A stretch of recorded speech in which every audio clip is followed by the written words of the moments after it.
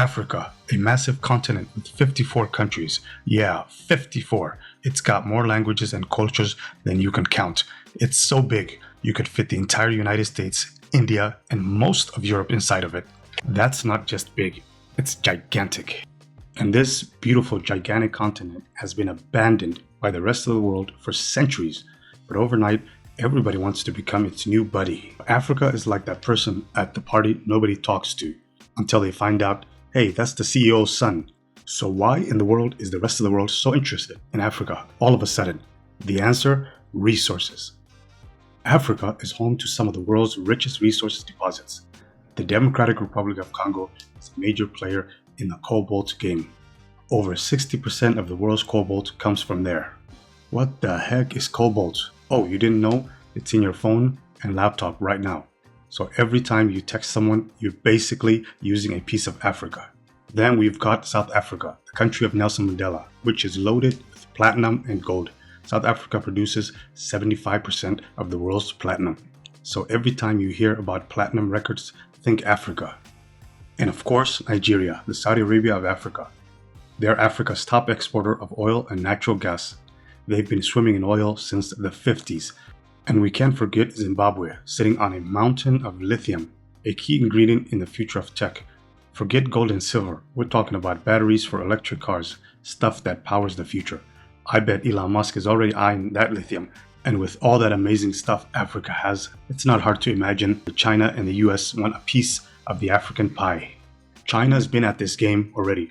They've been playing the long game, investing heavily in Africa, building roads, railways, ports. China is basically that friend who says, don't worry, I got this. And how does China have Africa's back? Well, they've been giving out loans. But as we know, China's not doing this for free. They have an objective. China's money often comes with a price. It often starts off with them saying, we'll just give you a loan for these shiny new projects. Just pay us back later. But when the bill comes due, some African countries are like, wait, we gotta pay how much? And when some African countries cannot pay back, well, what does China do? Most of the time, they just forgive. No, I'm kidding. Nobody forgives loans. So how does China handle this if a country can't pay back the loan? Well, sometimes China just says, we'll take that fancy new port off your hands. It's like borrowing money from a friend. And when you can't pay them back, they take your car. Man. China's not alone though. The US has their own game plan. They're offering loans too, but they call them developmental aid. That comes with influence over your country.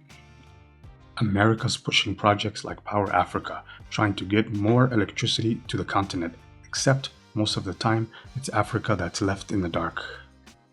The US is definitely trying to act like the good guy in this triangle, but we've seen this kind of help to Africa before, and we know how it ends. During the late 19th century, European powers were scrambling like kids fighting over candy in what became known as the Berlin Conference of 1884 to 1885. Nations like Britain, France, and Belgium looked at Africa like a buffet table of resources. Oh, diamonds from South Africa? Don't mind if I do. Gold from Ghana? I'll take two.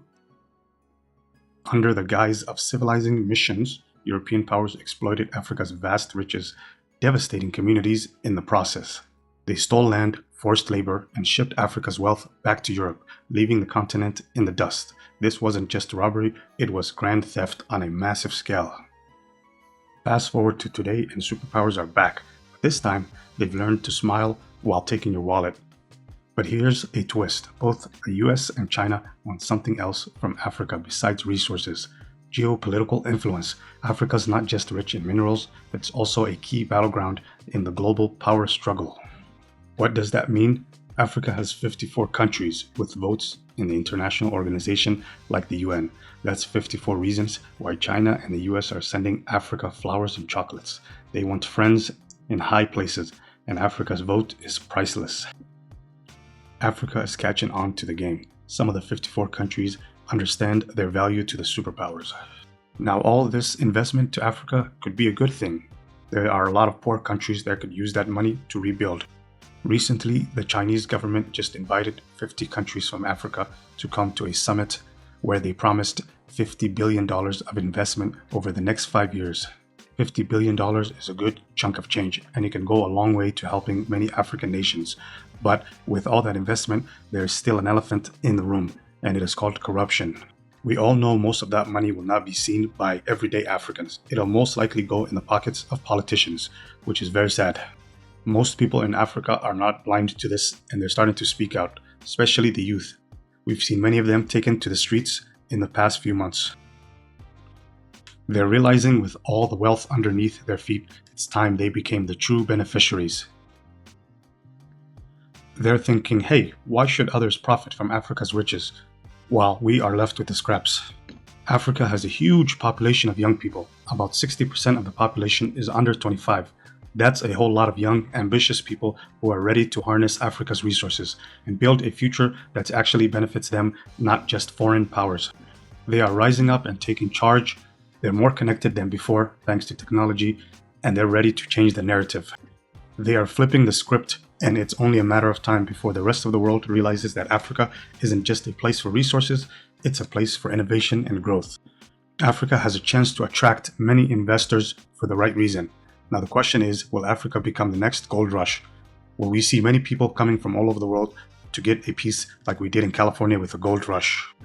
Not quite yet. Although other governments see the value in Africa, most non-Africans still think of Africa from what they're told in Western media. They think of it as a poor place with lots of poor people.